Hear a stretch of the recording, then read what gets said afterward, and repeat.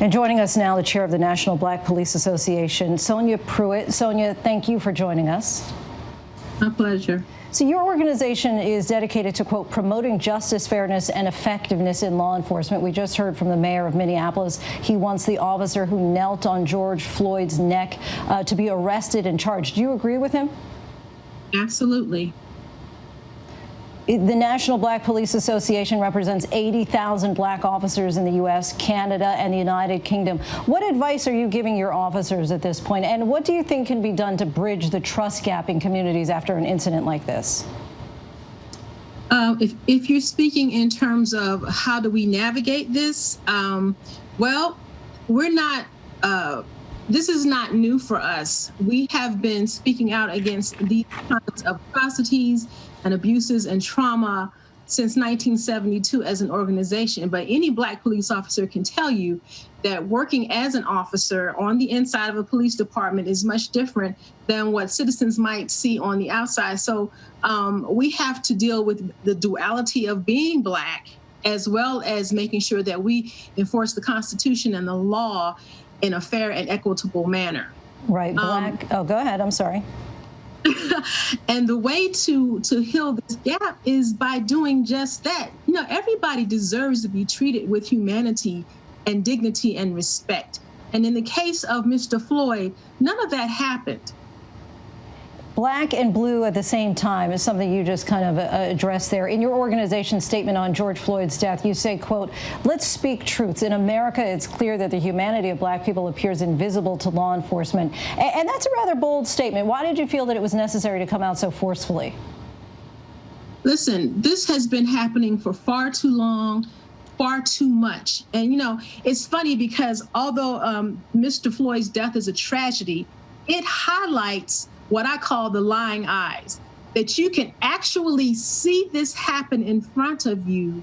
It's almost unbelievable, but there is going to be a faction of the population, especially law enforcement, that's going to try to kind of either minimize it or say we didn't see what we saw.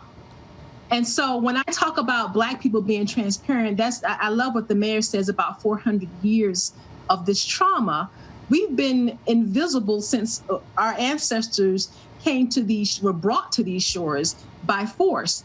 And so the system of law enforcement was created to keep us in place.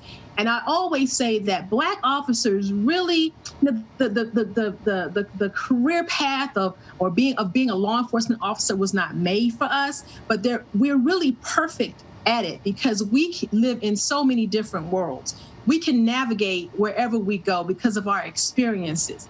And so we are a necessary part of police forces. And so we can explain to you and to people who are curious what it's like for us to be that duality. And lastly, you know, we seem to have this conversation way too often. And each time we seem to ask the same questions. Will this be the turning point? Will it get better? What definitive action do you think that elected leaders should be taking? And are some of the things that we're seeing, like chokeholds and knees pressed down against necks, are these things that are actually taught in police academies? Listen, I think that our police academies generally, and this is really kind of anecdotally because I don't know what every police academy does, but I think in generally that police academies teach the right things. Training goes only as far as the person who's being trained wants to receive it, just like policy. So despite, I'm sure, the officer knowing that pressing down on someone's neck could cause injury, he continued to do it for 5 minutes. That's a long time. And how do you untrain somebody to have that thought process? I would like to know what was going through his mind as this person gasped for air, said that he could not breathe, and was afraid that he was going to be killed and screaming for his mother. So training is only as useful as if you really, really invested in it and that you know why and that you're willing to carry forth the mission with your training and using the policy that you've been taught. Sonia Pruitt, chair of the National Black Police Association, we thank you for your time. You're welcome. Hi, everyone. George Stephanopoulos here. Thanks for checking out the ABC News YouTube channel. If you'd like to get more videos, show highlights, and watch live event coverage, click on the right over here to subscribe to our channel. And don't forget to download the ABC News app for breaking news alerts. Thanks for watching.